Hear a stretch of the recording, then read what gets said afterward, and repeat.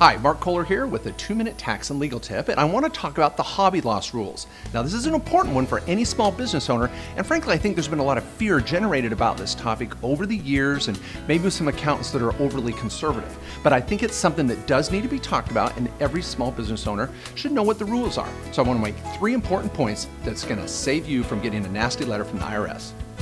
Number 1, what is the hobby loss rule? Well, essentially what the IRS has said is that you have to show profit in your business 3 out of 5 years.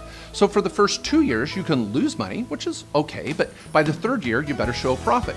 If not, the IRS is going to make a presumption and ask, why do you keep running this business if you're losing money? Either you really suck at it, or it must be a hobby, or no person in their right mind will keep running this business. Well, that's what the question is, and that's why a letter from the IRS might be generated asking about your losses. So number 2, the question is, should you worry about this? Well, I think you should, but not stress about it. In the 3rd year, after losing money for a couple years, you and your accountant should sit down and go, well, maybe we should tone down some of these expenses. Just show us break even. And I know some of you out there, hammer it out on TurboTax, want those deductions because you want to, reduce your other income and generate some sort of tax savings or tax refund. But you want to be cautious. In that 3rd year, show break even.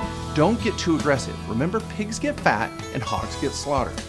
Number 3, keep in mind that rental losses do not apply to rental real estate. Rental property is exempt from the hobby loss rule because you're going to be buying rental real estate that's growing in value and generating tax-free cash flow, but those losses are going to flow through and generate major tax savings, either immediately or in the future.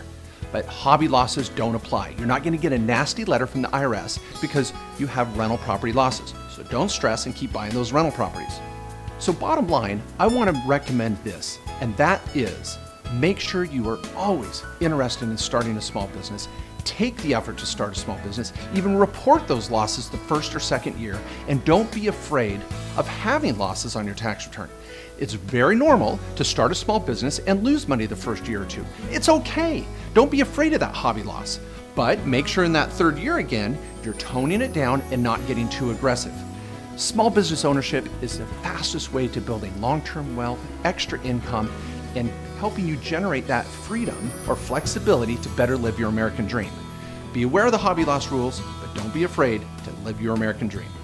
Thanks for listening, and I hope that information was helpful. And let me speak from the heart here. I've been talking about topics like this for 10, 15 years. I'm a CPA, attorney, best-selling author, radio show host, and I am passionate about helping small business owners save taxes, build wealth, and protect it. Please check out the link right here.